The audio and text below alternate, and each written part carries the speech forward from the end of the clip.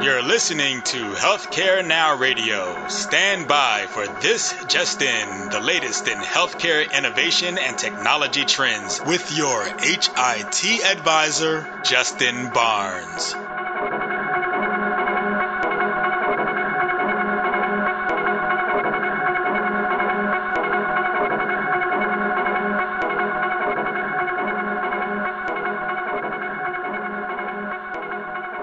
Thank you for tuning in and welcome to This Just In. I'm your host, Justin Barnes. In these half-hour segments, I'll bring you the latest advancements in healthcare, strategy, innovation, and public policy. As always, we're broadcasting from the This Just In studios on the Business Radio X network, as well as the Healthcare Now radio network. For this episode, my 106th episode, we're going to speak with an industry colleague, Matt Ferrari, CTO of ClearDATA, and the new host of the Healthcare Now radio show, CTO Talk. Great to have you in the air today, Matt. Welcome.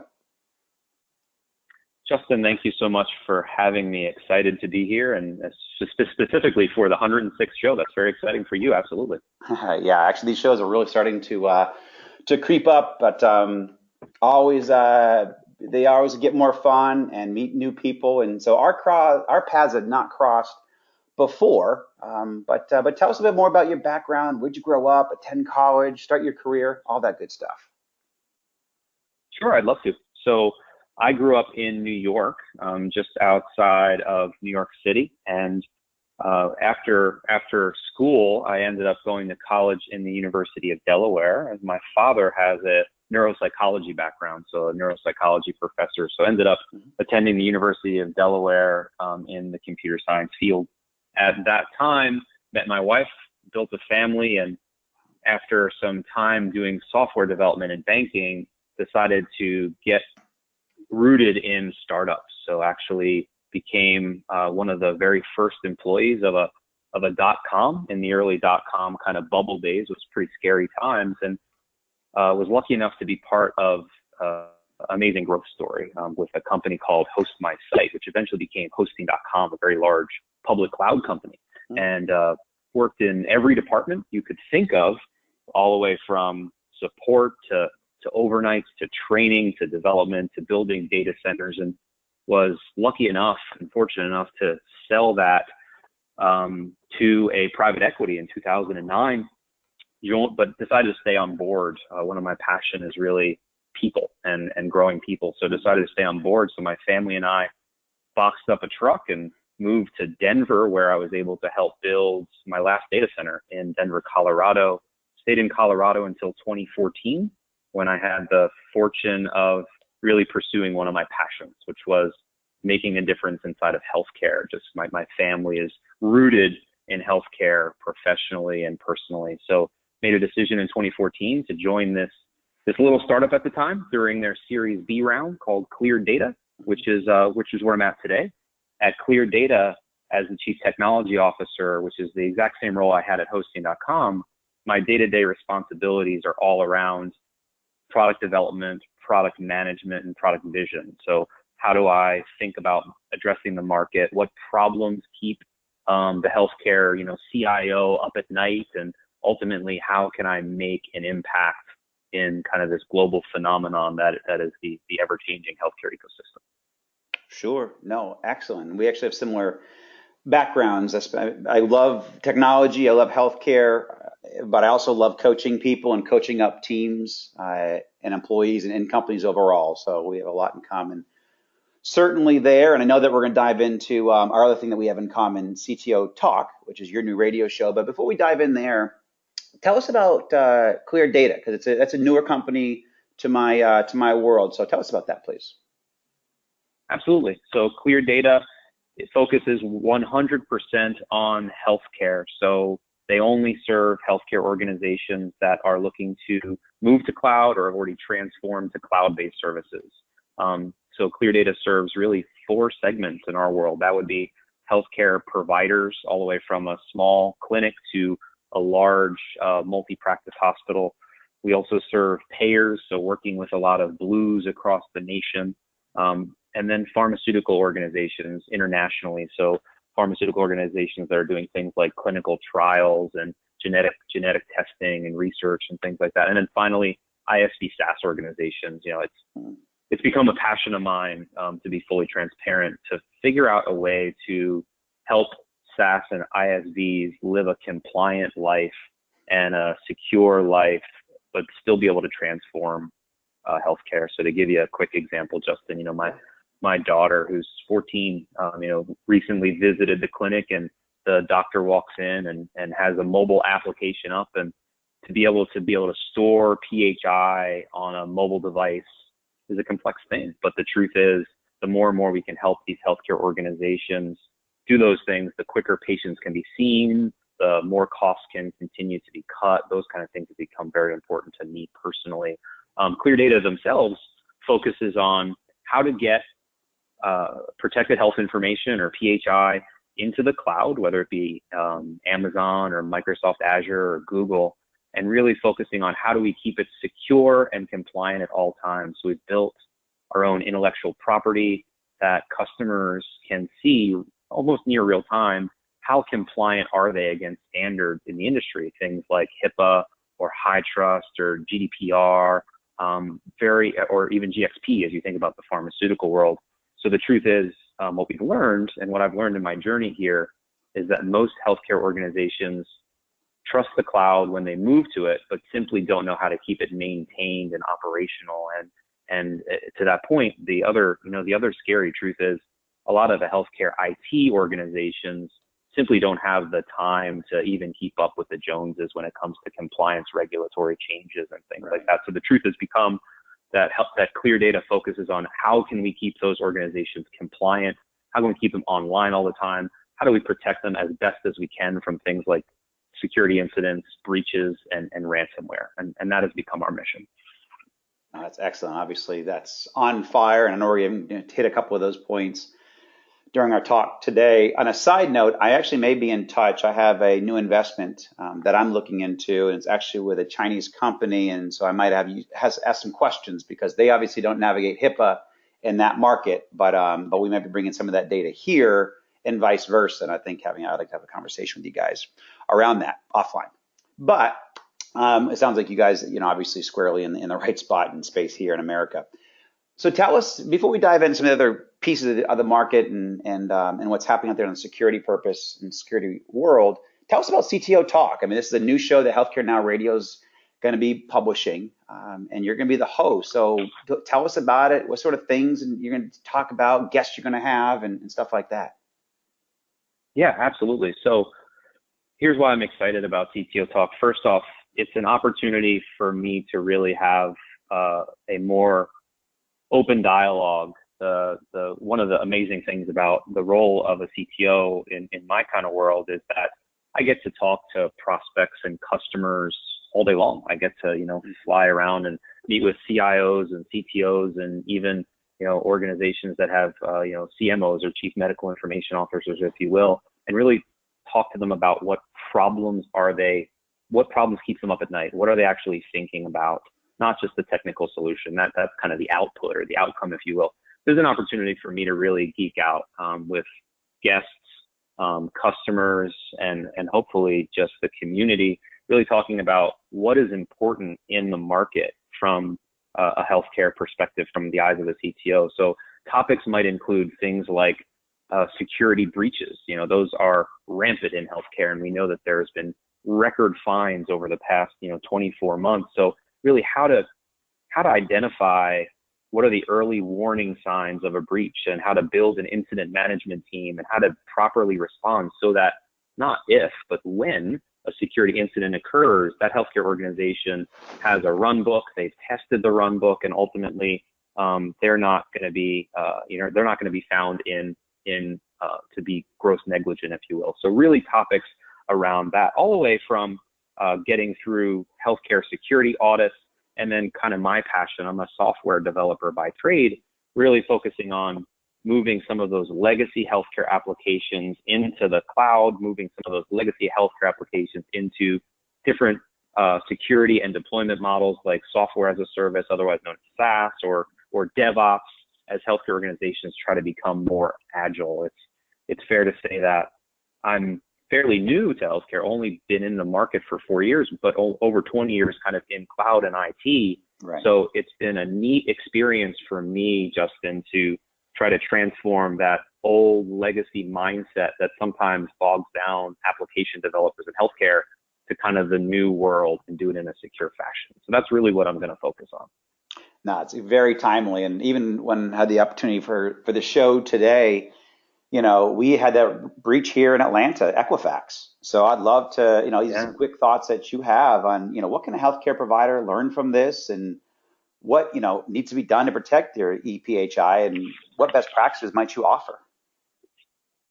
Absolutely. So the truth is that almost everyone that I speak to in the healthcare market, Justin, they don't have the time or priority to really do the needful in regards to protecting PHI. And that's just an ugly truth, right? A healthcare organization, whether a provider or payer, has priorities. Maybe it is a electronic medical record migration. Maybe it is a new phone system. Maybe it's opening new clinics. Maybe it's a new population health app, whatever it is. The truth is that security and privacy need to be built into the model. And so starting with what security requirements and compliance requirements do we have out of the gate, whether it was migrating an application, sustaining an application, or developing a new, greenfield application. We call it kind of that security and privacy built in from the get-go, and there are absolutely best practices there. The second is to go above and beyond some of the guidance that's out there. I'm a huge proponent of a lot of the HIPAA guidelines. Clearly, ClearDATA's product is based off of HIPAA guidelines amongst others out there in the market. But the truth is, in order to really prepare yourself for incidents like Equifax, you need to really get more specific. So, for example, an example would be a generic guideline that healthcare organizations follow is you will have encrypted backups, right? Let's go beyond that, right? You will have encrypted backups. They will be off-site. You will keep them for 7 years. You will archive them into a second location or a second country, depending on the type of PHI. And ultimately, organizations like ClearDATA, and there's a lot of them out there, really need to focus on how can you go above and beyond. The other thing I'd want to mention regarding what I'm learning about the Equifax situation as it goes here is really not just doing tabletop exercises, Justin, but really living it. And I'm lucky enough to work with just an amazing chief privacy officer who's actually the founder of our business. And what he has taught me along the way is, Matt, it's really great that you come up with a DR plan. It's really amazing that you guys have who do you call when you have different availability or monitoring problems. But the truth, Matt, is that you have to get to the tabletop exercise where you're actually running through the process, all the way from how do you notify the patients to how do you notify your internal employees during incident or during breach. What is the backup plan? How do you continue to take care of the patients in your hospital? How do you continue to serve all the way from, all the way to the revenue generation cycle, right? Ultimately, how do you continue to run your day-to-day business during a security incident so that, one, your business doesn't fall over, but more importantly, you're still serving your mission, which in most healthcare organizations is really all about taking care of the patient, improving healthcare in some way, even down to the software company. So the shortest way I can say that, candidly, Justin, is don't just have a disaster recovery or don't just have a security incident book sitting on your desk. Right, exactly. Live it. And what ClearDATA does, while still in iteration as it will always be, is we do exercises on a quarterly basis where we're actually running through what could really happen, what simulation could really happen, and run through the entire process, soup to nuts. And what that has really done internally is that has even given us a culture of, as the employees are deploying new software or new code, or even down to the folks in marketing who communicate with our customers, it gives them every single time they think about a new operational procedure, they think about, oh boy, what happens if this operational procedure has an incident? What should I do? And that's been a great culture shift for us.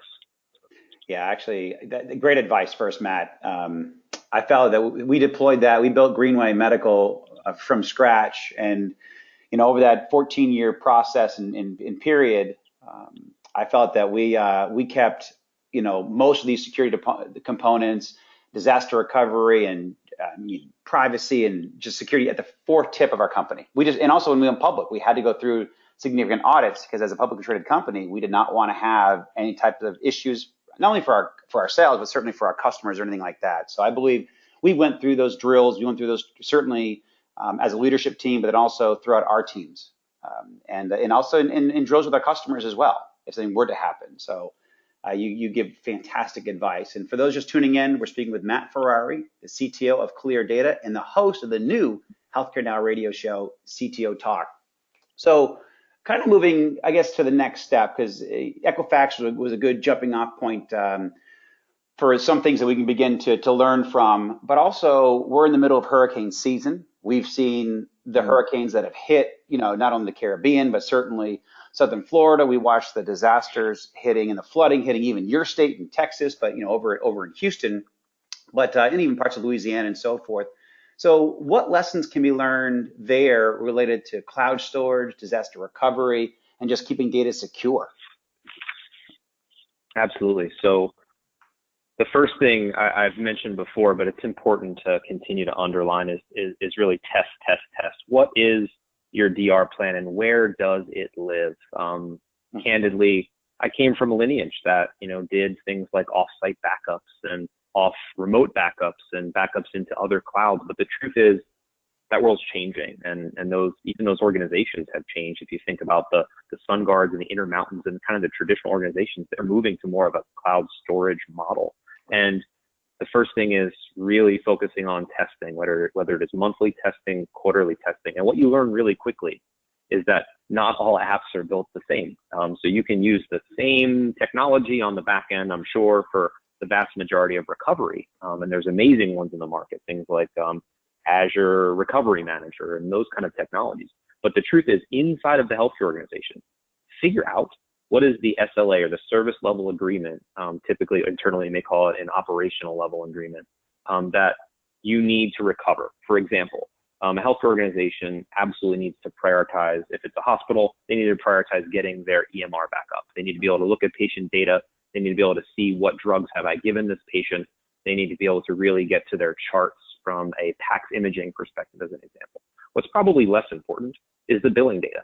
But the truth is, I have a real world example where during actually a hurricane that struck a couple of years ago in New York and New Jersey, Sure. A healthcare organization had a couple of zettabytes, right? So larger than exabytes, a couple of zettabytes of archived billing data, which clearly they need access to. But the truth is, in case of disaster, they didn't need to prioritize that. They didn't need to do that restore and that failover, Justin, of the billing data. The truth is, their patients would live to see another day if they weren't billed, and that would have been okay.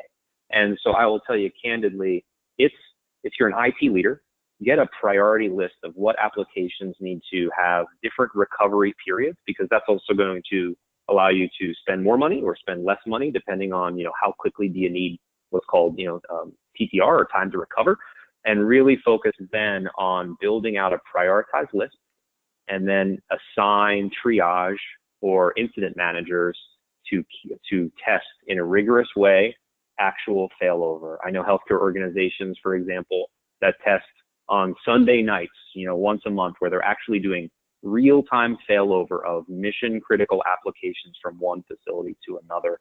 The last thing I will tell you is know the dependency of your vendors. A lot of healthcare organizations, actually all of them that I can think of, depend on many different sources of truth or many different organizations to deliver their services.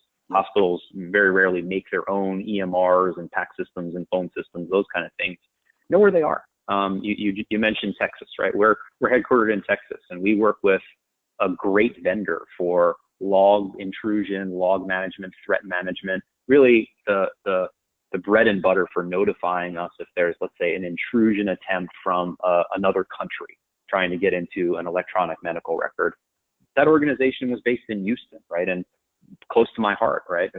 We want to work with them. We want to be able to help them. But at the same time, what is their backup plan? And a good healthcare organization, a good managed services organization will not only sign up those vendors, but they will dig into, at time of physical or, self-inflicted disaster, what do your partners do? What do your vendors do? And that has been a major learning for me as well. That's a fantastic best practice in itself right there. So you talked about high trust and those certified environments. So I guess, and even for my own edification, but I know certainly my audience, tell us about high trust and why is that so important right now? Sure. So high trust does have a certification process, and from a high trust, from a high level perspective, it's the Health Information Trust Alliance. It's a company that has established a CSF, or a common security framework, that can be used for organizations to create, access, store sensitive data. It oftentimes is compared to SOC 2 and PCI and HIPAA, but it is way more prescriptive than many of those. It uses common frameworks and best practices that include, but not limited to things like NIST and CIS best practices in the market. And the truth is, it's hard to achieve. For everyone's benefit today, I will tell you that ClearDATA, as we went through high trust back in 2014, we probably built 600 new policies and procedures just to meet the standards. When I talk about, Justin, going above and beyond just the kind of the guidelines, we found that we wanted to be more prescriptive. So from a healthcare perspective, it's great that we encrypt data at rest and data in transit, which is, the guidance of HIPAA. But the truth is, how do you actually ensure that it remains encrypted? How do you get notifications internally to your security operations center or your network operations center when somebody does something silly, like open a firewall port, to another country or to the public internet? Those kind of things became very prescriptive, not only in our platform, but as we went through high trust certification, it became not only let's write it down and say that we do it, but as we went through a high trust certification and high trust audit, which is an on-site audit of kind of yes, you have it written down, now show me how you do it. And I will tell you that has become incredibly important to healthcare organizations. Matter of fact, even though we're a service provider at the end of the day for healthcare, the truth is many healthcare organizations are now going through high trust themselves. Okay, that was going to be my follow-up question is, who is this specifically applicable to? Is it just companies with data? Obviously data at rest is very important, certainly keeping it encrypted. But so now large health systems are going through this type of a certification as well? They are. As a matter of fact, the way that myself and our chief privacy officer got involved with high trust is because the executive council members of kind of the high trust alliance are many folks from healthcare. So if you think about Anthem and HCSC or Healthcare Service Corporation, or even HCA, right, Hospital Corporation of America, so the largest payers and providers in the market. The truth is many of them are on the executive council. So those guys are building out what is the prescriptive guidance as they continue to expand that common security framework.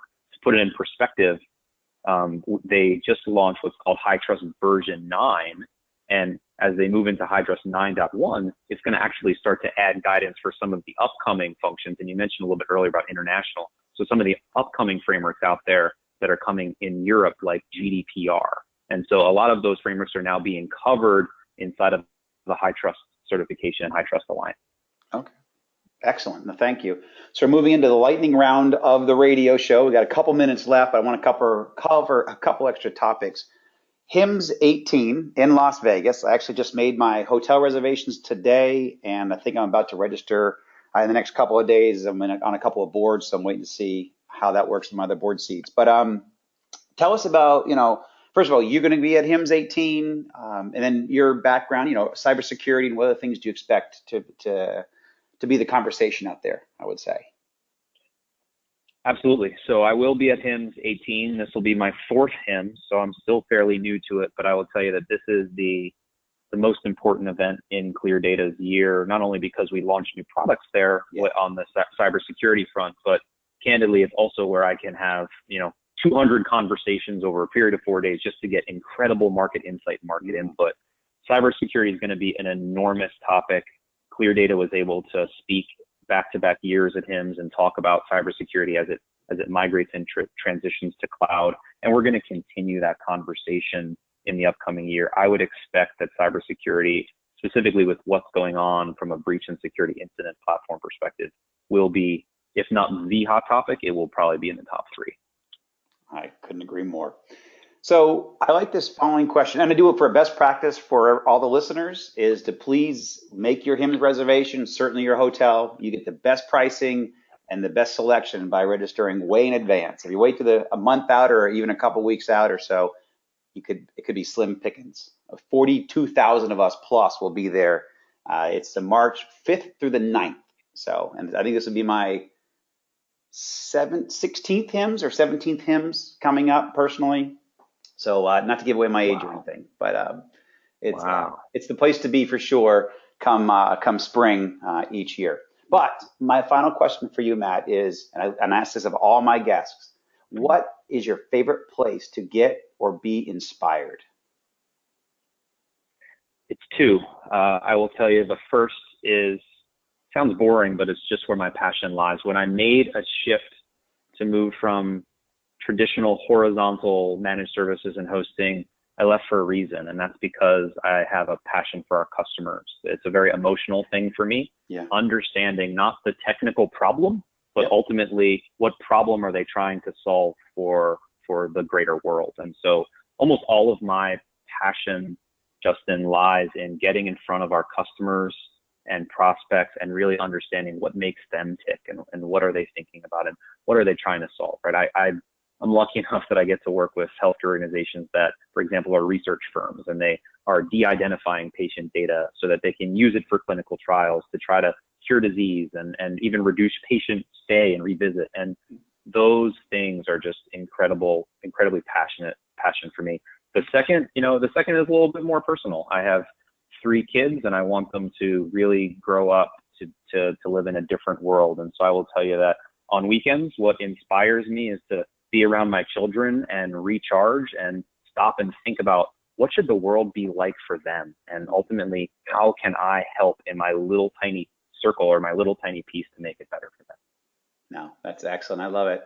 Great to have you as my show guest today, and thank you, Matt, for taking the time out of your busy schedule, and also congratulations on not only the growth of ClearDATA but also your new show, CTO Talk. So thank you, Matt. Yes, thank you very much, Justin. I appreciate the time. You got it. And thanks to everyone for listening and joining us today. Please tune in weekdays at 2:30 p.m. Eastern, 11:30 a.m. Pacific. As always, you can track me on Twitter at HIT Advisor and use the hashtag #ThisJustIn so you can respond to your comments from the show. In addition, all my content will be posted on my website at justinbarnes.com. Thanks, everyone. Have a terrific week.